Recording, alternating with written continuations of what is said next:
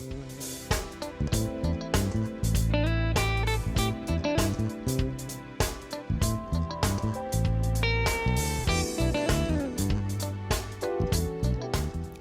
I'm Kenny Anderson, Director of Multicultural Affairs for the City of Huntsville, and welcome to Impact. Each week we bring you information about exciting things that are happening right here in our community, and today will be no different. You know, we recently started an awesome dialogue about the perils of sugar and looking at how we can actually do some more effective things for our health in the new year under a heading called Cooking Up Good Health for the New Year with author and nutritionist Donna Green-Goodman of Lifestyle Therapeutics. We got Donna back to tell us a lot more about the conversation that we started. Welcome back, Donna. Hey, Kenny. It's good to have you once again. I'm glad to be back. And we're talking about all these great things about sugar. And I'm saying great because it's very, very informative to learn about how sugar can actually be an asset to our lives, or it could be a deficit to our lives.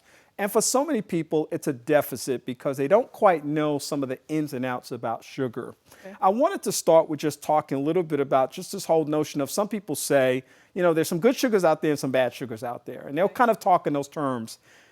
Kind of help us understand from a professional perspective what people really need to understand about where they need to be as far as sugar is concerned. Okay.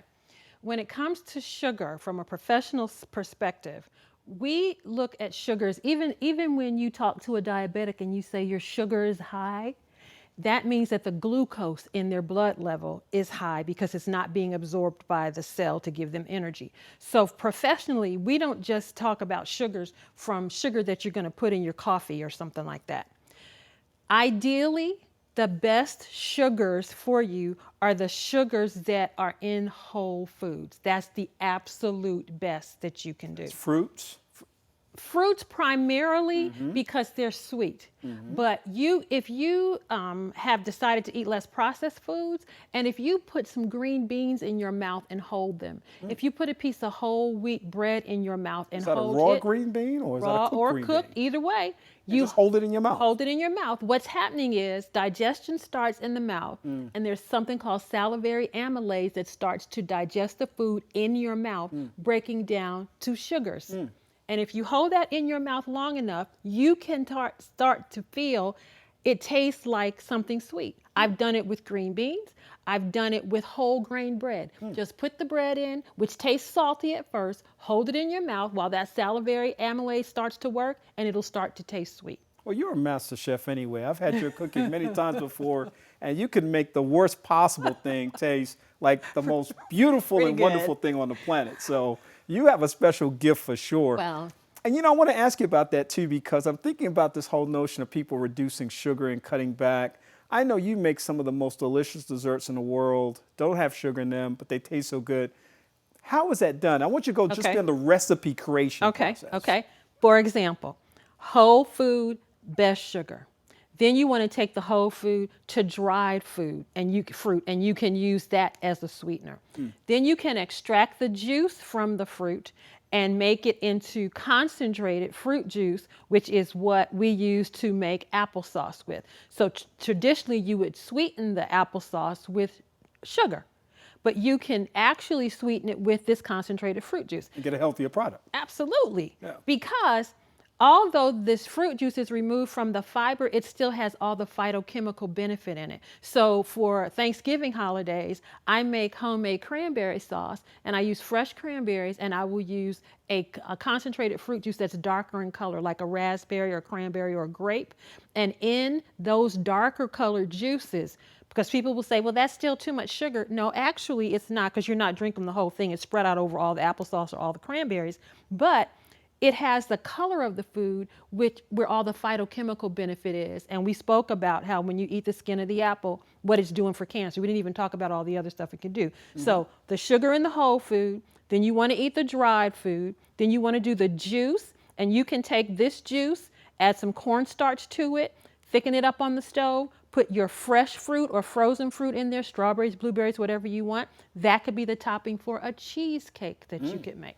And then the cheesecake base, which is usually made with eggs and milk and all of that.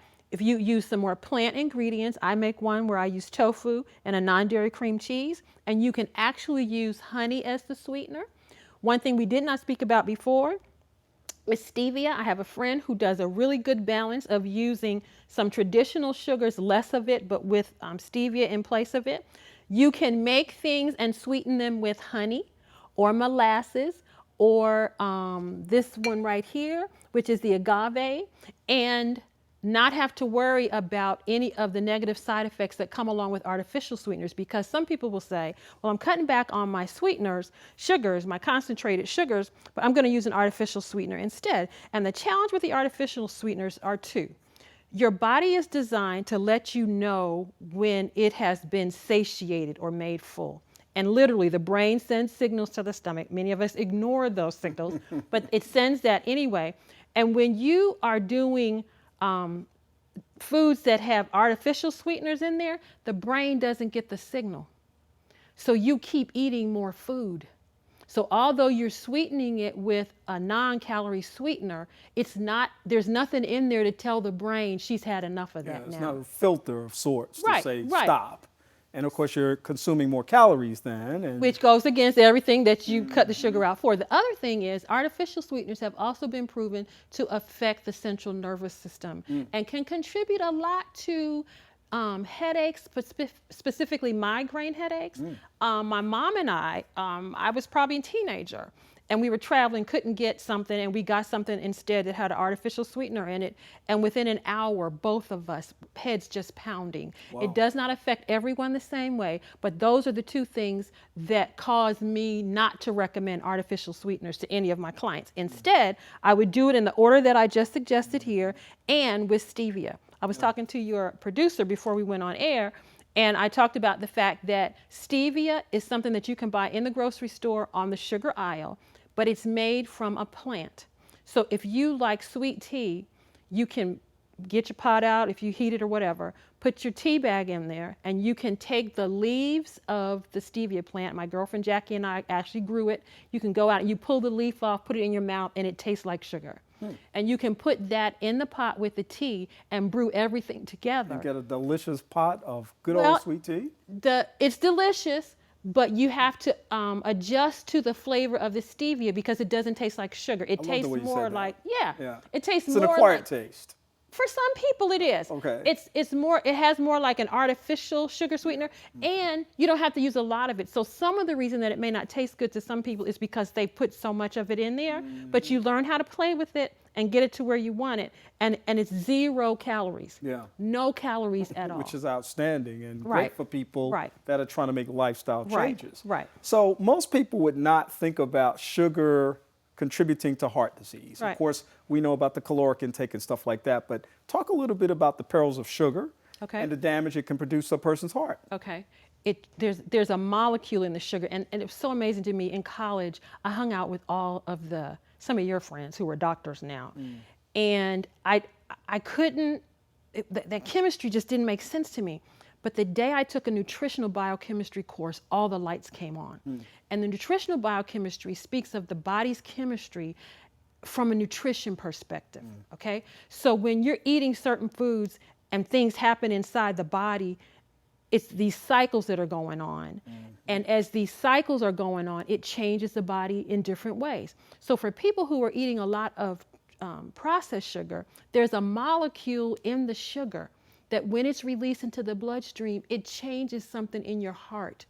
And the rhythm of the heart is changed. And so I know people who eat a lot of caffeine, when they back up off the caffeine, literally they can feel their heart rhythm go back to normal. I would suggest to people who eat a lot of sugar, back up off the sugar and see if your heart rhythm changes. So that's one thing that it does. Then a lot of sugar consumption raises triglycerides, which are a fat in the bloodstream that doesn't need to be there, thickens the blood, acts with cholesterol, saturated fat, to cause blockages in the blood vessels, not just in the heart, but throughout the body, which of course are going to lead to heart attacks and strokes. You know, you talked a little bit about this earlier, but I wondered if you could maybe expand on this a little bit more too.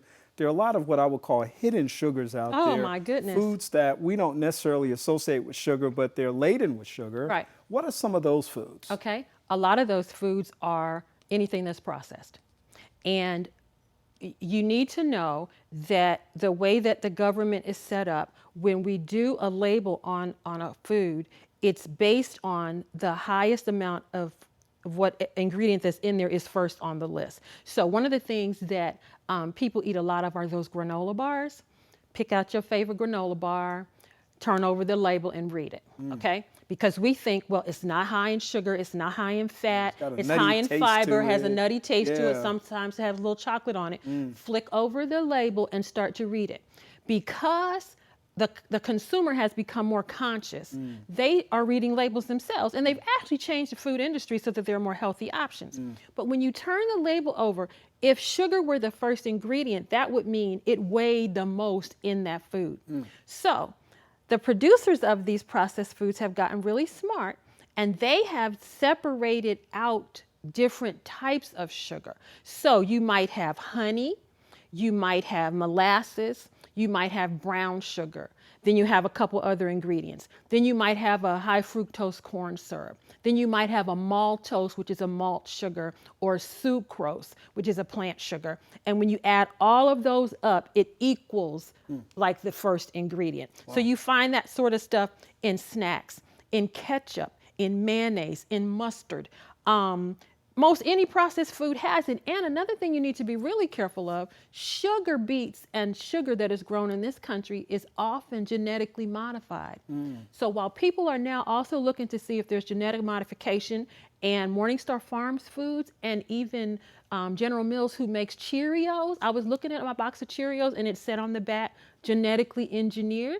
When they're making these products now, if there's sugar in it of any sort, the sugar is more than likely genetically modified. Wow. So that's another caution that you need to consider if indeed modification is important to you. Yeah, and these are all things that people need to be aware of. As you said, many consumers are becoming more educated.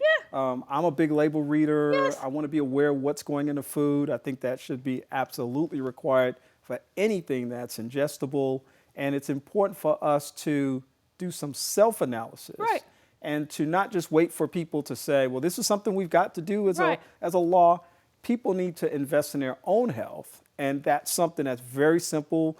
You know, Google's out there. We can Google anything we need to find out information about. And there's all kinds of information out there that people can access. And I think when you think about the state of Alabama and its poor health status as far as diabetes, hypertension, cancer, stroke, all that sort of stuff, those are mostly adult diseases. We're seeing a significant increase in those same diseases in younger people. So old people who want to improve their health are going to read the label. The group that I'm also interested in is children, because we know that consumption of all this stuff, and in the grocery store, the stuff that's not good for you, when you put your child inside of the buggy and push them through the store, all the stuff that they want to sell your child is at that level. Yeah. And most of that stuff has sugar in it. I see it right now. And Don't you see it down the aisle? And there it is. And, and they can reach right out and say, Mommy, can I have? This population also gives a great opportunity to see a turnaround in behavior, in aptitude. And when I say behavior, I'm thinking attention deficit disorder, that sort of thing. But I'm also talking about just in my house when I'm asking you to do stuff and you're not doing it, it's because I have given you this false notion of nutrition with all this sugary stuff in it, so the body systems aren't working. When I back that up and I start to give you more whole, healthy foods, the body systems change, so your brain starts working. There's this thing that happens with sugar. It is metabolized in the body through the reward system in the brain. So you know when you're playing a game of ball and you feel real good, when you eat something that you like, this is the pleasure thing. And that's what happens with sugar. And that's another reason why it's so hard for us to give it up, because it doesn't just taste good, it does something to the brain. And it changes that, and it rewards the pathway. But every single molecule, granulate of sugar has nothing in it. Nothing. No fiber, no vitamins, no nutrition at all. Nothing healthy. Nothing. They got to stay away from those. Donna, you've given us more than enough for us to think about in this new year and to think about ways that we may approach taking care of our health. Good. If people want to get more information from you about some of the great information you shared, how would they do that? They can do it in a couple ways. They can call the office, 256-704-2352. They can visit us at the office, 4825 University Square, Suite 9. We're across the street from the Army Corps of Engineers. They can actually email me at ltx, as an example, clinic@gmail.com. And then I am also on Twitter, I'm on Instagram, and I'm on Facebook as Still Shoutin', or you can reach us at those same social media sites as Your Lifestyle for Better Health Center. And if you look that up, you can find us that way. Thank you for sharing all the great information that you back. have. I've learned a lot, Good. and I know you have too. And I hope that you'll join us for our next edition of the broadcast. Now, you can see a video of the show that you just watched at the Facebook page, which is Impact with Kenny Anderson. And you can also see some behind-the-scenes shots of what happens once the camera stops rolling. For Impact, I'm Kenny Anderson. I hope you have a great day, and we'll talk again soon.